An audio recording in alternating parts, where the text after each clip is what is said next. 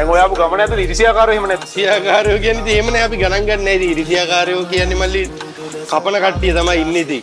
ඉන්න තැන හොඳ කියලා වැඩි තැන කපන කට්ටිය. ඒක දැන් පුරුදු වෙලා අපි ගානක් නෑ. ඒව ගැන වැඩි හිතන්නේ. බල කපන්නේ නැද්ද?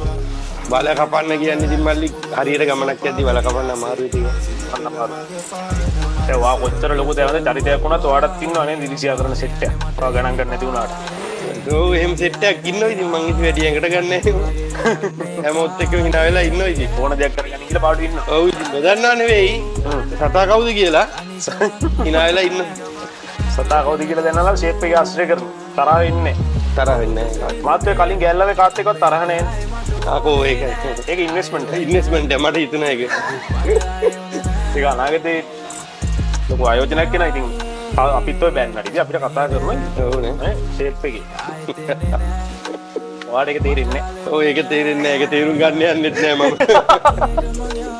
රයිට් එනවා වැඩි එහෙනම් ජය වෙන්න ඕනේ මං ආයේ තෙන්නේ නෑ ආයේ තෙන්නේ